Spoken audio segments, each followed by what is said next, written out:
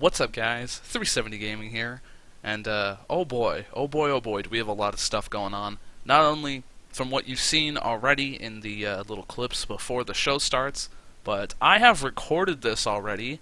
Until about halfway through the show, I realized I booked in Puerto Rico on accident. So, yeah, I ran an angle that got like a 21 D- because nobody spoke Spanish. Fantastic. That was a great start. So, fuck, man, everything is working against this pay-per-view. We are literally against all odds. That is a fact. That is not, like, hyperbole. That is a legit thing that's happening. Our whole tag roster is basically gone, minus, like, the Rhodes Scholars. And, God almighty, we lost so much money in a lawsuit to Pat Kenny. So, this is a pretty big episode. We're going to see what goes on. I'm hoping in the lawsuit that we make money other than what we lost from the lawsuit. That's what I'm hoping. That, like, at the end of the month, even though we're going to lose X amount of money, I hope it's just the lawsuit money. I hope we didn't lose money on basic operations as well. So this is a pretty big show. I've had to make some changes to the card, obviously, with the tag belts. They're going to fight the Helms Dynasty. I didn't have any time to add, like, I was going to add an angle and, like, try to do a storyline description for this, but I didn't. I just figured I'll give, what was it, Red Dragon, that one? I'm so pissed. I'm so pissed right now. I recorded so much until I realized we're in fucking Puerto Rico, man. I'm done. Jesus Christ. So, yeah, it's a whole thing, okay? They're going to defend. Trevor Lee's going to work double duty tonight. See if he can hang in there. And, oh my god, I gotta do this again, man. Oh, this is bad. This is bad. This game is cursed, man. I don't know what to do. I'm scared. Well, let's get into it. Did I run in Puerto? No, good. New Jersey. Didn't even sell out. We were expecting 8,300 fans at the Lewis Brown Athletic Center. We got 7,700. Couldn't sell at an 8,000 fucking attendance building. Winter and Mickie James in the first pre-show bout of the night. And both times I've run this angle now, Mickie James has been awful at her country singer gimmick. Okay. 50 D+, that's fine. See, I've gone over all this, like, thoroughly, analytically, but now I'm just done. Now I'm like, okay, it was a match. Fantastic. This match sucked the last time, too. Aiden O'Shea did a little better this time. And Pentagon had a way better gimmick rating than last time. He was better last time, so... Yeah, everything's getting worse. Not gonna lie. I just wanted to get Pentagon in a match. And as I was explaining last time, I wanted to see how well he would do. Turns out, not that well. We have the Decay, who I explained prior, that I wanted to get on the main card, but there just wasn't any spots for them. I figure I'm going to have to try to get a new storyline for them. And after looking at this match, I had decided that Abyss was just way better than everybody else, and that if Crazy Steve didn't improve, not to Abyss's level, but like enough to keep the team together, I would possibly break the Decay up. So, give me your thoughts on that in the comments. What you think about the Decay possibly breaking up? I'd like to push them as a unit, but I don't know. I don't know, man. They defeat Grado, Braxton Sutter, and Laura Dennis in 9.5. When Crazy Steve taps out Braxton Sutter, I don't know what he does, but he taps him out. That's fine. So I'm gonna compose myself. We're gonna calm down, right? Opening match of the show. We have Eli Drake and Tigre Uno, just to get these guys on the card. And Tigre Uno defeats Eli Drake in 10 minutes with a 450 splash. And just like before, the match over-delivers. It does a strong start, gets the crowd hot, and even though they had low ratings, the match did well. So I'm glad to hear that. Very glad to hear that. I'm going to show the road agent notes every time. Got to remember these things. We move on to the 6-woman tag team match of the baby faces, Leva Bates, Gail Kim, Madison Rayne, versus the Dollhouse. And finally, after such a long time of trying to take out the Dollhouse, with Leva Bates' inclusion, they do defeat the Dollhouse in 13.5 when Leva defeated Marty Bell with the critical confirmation, and Gail Kim put in the work with a 64. Jade not doing so bad herself with a 51. And a 54 C- is a pretty good rating, so I'm pretty happy with that. Rebel did some good work. Madison Rain, I already wrote down about her gimmick. Gotta fix that. That's fine. JB and Mike Tenay work extremely well. That's good. I've noticed the color commentary and the regular commentary, they're doing well for the matches, so that's a good sign. Jade and Marty Bell are improving, so fantastic stuff there. And after that, good. The angle here was what got dragged down when we were in fucking Puerto Rico and nobody spoke Spanish. The Dollhouse has finally been defeated. Madison Rain, Gail Kim, and Leva Bates are all celebrating in the ring, though the Dollhouse, they're not leaving. They're staying there in the ring and they're having a little face-off. They all stand up and they're kind of like looking like this fight isn't over, and they have a face-off until the lights in the arena go out. The lights come back on, but they're like really, really red. They're like Kane entrance red. Like that's how red it is.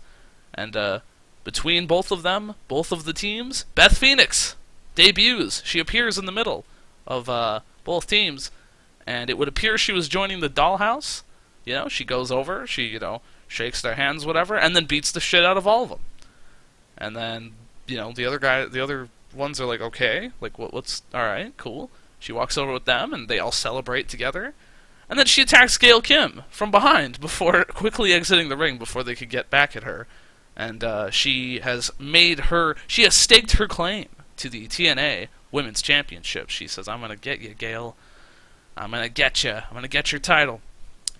Beth Phoenix's Glamazon gimmick. Not doing well with the gimmicks tonight, man. This is not good. Marty Bell underperformed. Marty might be spending some time in Explosion. Might be spending some time on Explosion, brother. Like Jade can work, but Marty's not doing so well. Gail Kim was good, of course. Marty is developing better performance skills, but yeah, you're going to have to work on that. The angle itself, in general, did pretty good. I'm pretty happy with that result. And Beth Phoenix, she's here. Listen. So we've got a match that I hoped would do a little better, but I'm still pretty happy with. We have a match for the X Division Championship. Trevor Lee defends his title against Will Ospreay with a running knee to the face. Fair enough. And during the match, Zema Ion did come in and attack Will Ospreay.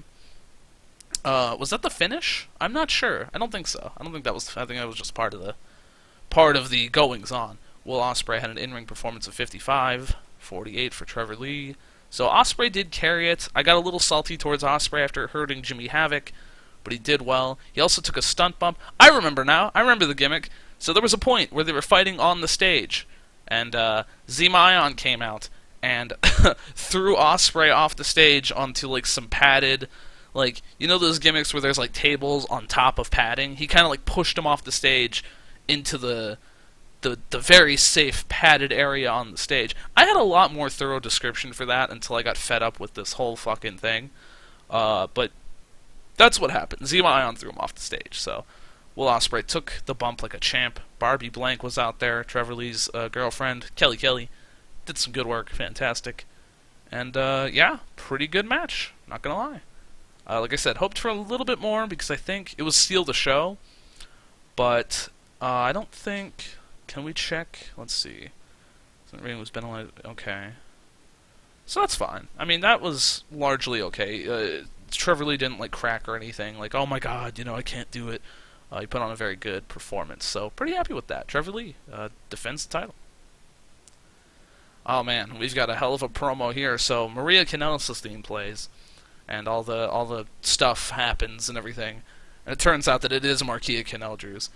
And he comes out and he says, tonight, and against all odds, I'm going to provide us all with some inspiration. Some inspiration and motivation in the form of a fantastic match. So if you would please, raise your hands in the air so that we may produce a miracle. And he sticks his hands up, like the spirit ball with Goku. Spirit bomb. Did I put ball again? Jesus Christ. Jesus Christ. What kind of Dragon Ball fan do I claim to be? Not a very thorough one. Listen, Jesus Christ, Spirit Ball. What am I doing? I'm razzled. I'm razzled today, boys. This is bad. This is a bad episode. I'm so sorry.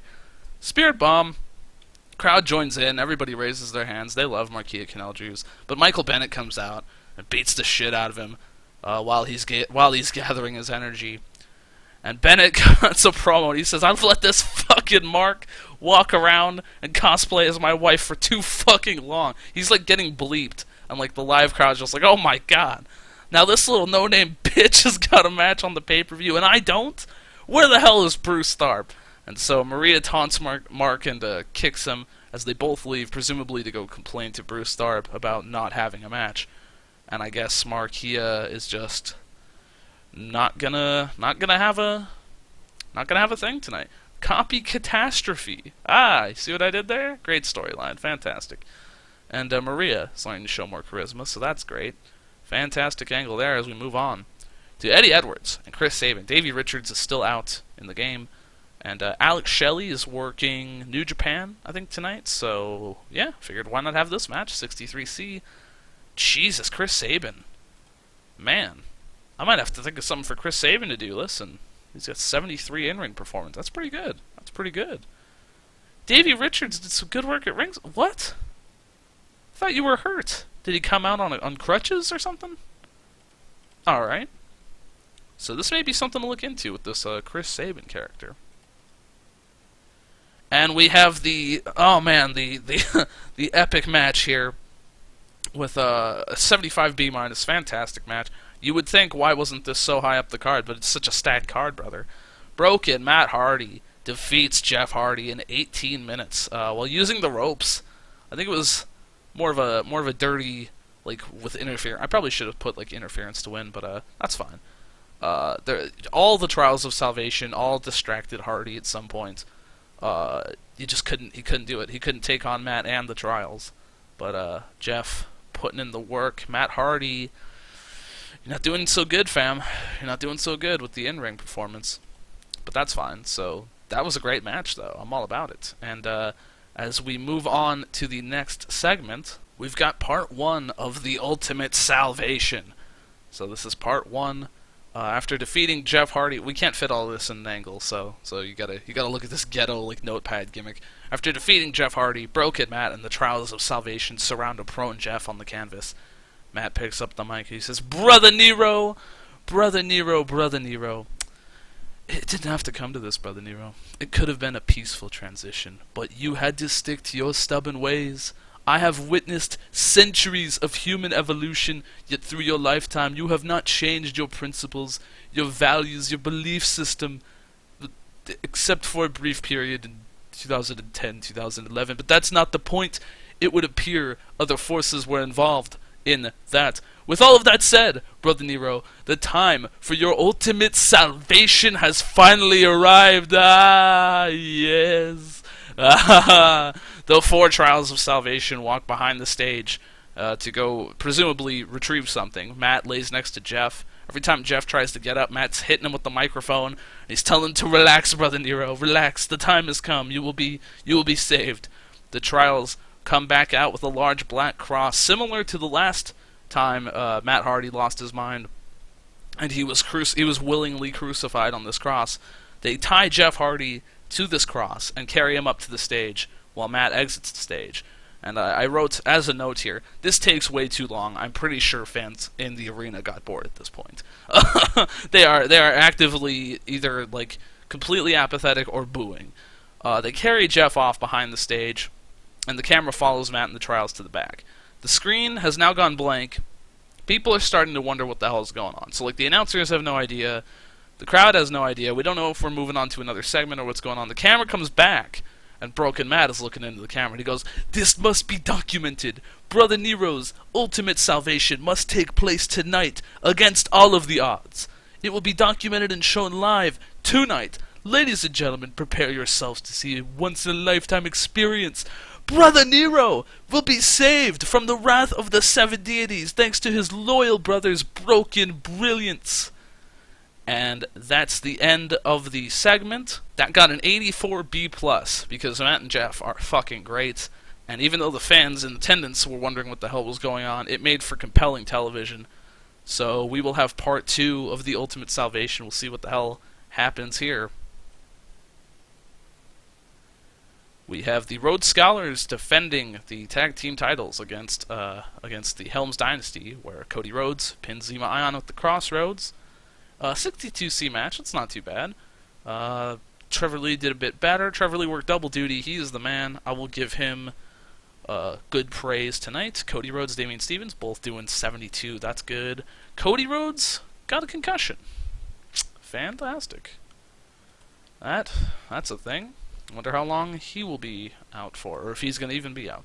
Locker room was a bit... Oh, fuck. Trevor Lee, come on, man. My wrestlers are just... They're either green as shit or they just don't care. Finally, we have the NWA Championship defense. I was hoping this would do a little better, but Lashley defeats Zack Sabre Jr. After a pinfall with a handful of tights, so it wasn't exactly a clean win. Lashley makes defense number 6 of his NWA World Championship title. 66 and a 62. I was hoping for a little bit more. It did do a wild brawl. That's why this didn't do well. So I wanted it to be a straight slugfest from the time it started. From the time the bell rang, I wanted it to just be all hardcore action. And the brawling seemed to be good enough on both sides, but not that good. So that's alright. That was more of a test, if anything. And we come back for part 2 of the Ultimate Salvation. We cut to an undisclosed rural area. We don't know where we're at. It's just a rural area. The Trials are carrying Jeff, now awake and struggling Jeff, on the cross. And they walk closer and closer to a large body of water. We don't know what the hell's going on. The Trials hold Jeff up on the cross, in the standard position. They hold him 90 degrees to the surface of the land, of course. Matt looks at Jeff and proclaims that, "Alas, we have finally reached the lake of salvation. My premonition will come to fruition, and I will save my brother from his wicked ways. Brother Nero, you may not appreciate this at the moment, but what I'm doing for you now is the kindest thing one can do for his brother. I am saving your soul from eternal damnation by the 7 deities." And Jeff is yelling at him, "What the hell are you talking about, man? Get me down from here. You don't have to do this. Come on, man." Matt says, "Brother Nero, you still don't understand. Trials, get him down and prepare him for his ultimate salvation." Yes. The Trials untie Jeff while simultaneously beating him down, because you can't just let him run away, you know what I'm saying? So Jeff is just totally destroyed at this point. He just wants to leave, but they're not letting him. There's like 5 guys now, And Matt and the Trials completely have him. They're bringing him to the Lake of Salvation. And Matt says, "Brother Nero, the time has come. You will soon enough come to realize the importance of this night. When the Great War comes, you will be glad to be placed on the right side of history. Now, Trials, hand him to me." And Jeff is thrown into Matt's arms. And he lifts his body kind of like, when there's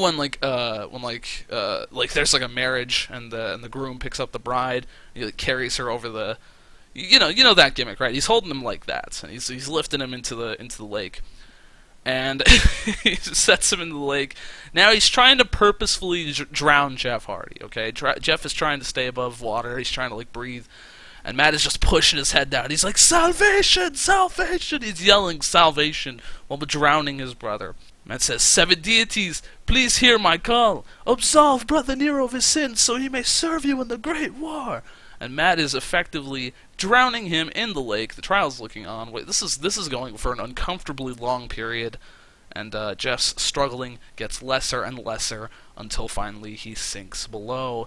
He puts no more effort towards being drowned, and Matt quickly pulls him back out, claiming that he has been saved. He says, "Thank you, 7 deities, thank you. Brother Nero will thank you as well once he regains consciousness." He brings Jeff back onto the land, and we can see Jeff is breathing. He's going to be alright, but he is probably pretty traumatized and fucked up. And Matt and the Trials look after Jeff as the camera cuts back to the arena. So everybody is greatly confused. This has been about 20 minutes worth of screen time for the Ultimate Salvation. It's got an 87 B+. People are loving it, so I can't complain about that. For the TNA World Championship, in a shitty match, quite frankly, Drew Galloway defeats EC3 with the Future Shock and defends TNA World title. EC3 was getting gassed. Can't work 19 minutes? Fuck. They don't seem to click, and EC3 is shit. So that's all there is to that. But after the match, Drew Galloway wins. He's celebrating. And all of a sudden we hear, "Ooh, yeah!" The Black Machismo theme plays, and Drew looks to the stage. He doesn't know what the hell's going on. And Truth Martini, who, only the smart fans knew, and everybody else was just like, who the fuck is this guy, comes out. And Jay Lethal enters the ring through the crowd. When Galloway turns around, he gets kicked in the nuts. Wait for it. Lethal injection. Jay Lethal lays out Drew Galloway and celebrates with Truth Martini to end the show in a pretty meh promo, I'm not gonna lie. But that's alright. That sucks. Truth Martini. Okay. So this is a pretty unlucky show, except for the Hardys. If we didn't have the Hardys, we'd be in the shits. That's just how it is. 33 regions, 71 C+. Perfect. Well, I was gonna give Trevor Lee something because he worked double duty, but then he ended up hurting fucking. I'll give him a hug. I know it was hard. I know it was hard for you. We'll give the Hardys much love because they, I tell you what, without them, we wouldn't be here right now. Fantastic. So that was good. That was good because we did the job that needed to be done was completed. We got pop and we finished the show and advanced storylines and all that business. So I can't complain too much. But yeah, I don't know, man. I'm kind of scared where we go from here. I don't want to get too frustrated and just drop the series for too long. You know what I mean? If you have any thoughts of what's going on so far, definitely leave me a comment. Leave me a like if you liked that show. We're still going to go into the fallout, and the financial fallout, and the everything fallout, into the first day of March. Hopefully this happens soon enough so I don't have to randomly cut instead of continuing to talk. Alright, we are here at the main office, and Brock Lesnar's contract may be coming up. Holy shit. Current feeling is that this was false and he will be kept. Can I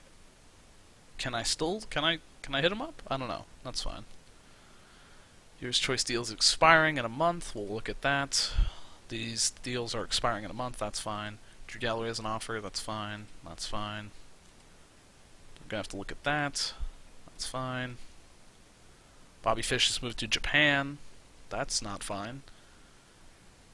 Oh man, 1 month left on these deals. What the hell? Trial of Salvation 1 feels like he should be pushed a little better. That's fine. Drug test fees. The buy rate was a 0.29. What was the last pay-per-view? Genesis? Do I not have the Genesis rating here? That's fine. So we lost $400,000 in the fucking lawsuit. Cody Rhodes. What is, I don't know, 15 days. Okay, so, yeah, we'll just have to deal with that. This is cancer. This is bad. This is very bad. Oh my god. Gee, what the fuck is this now?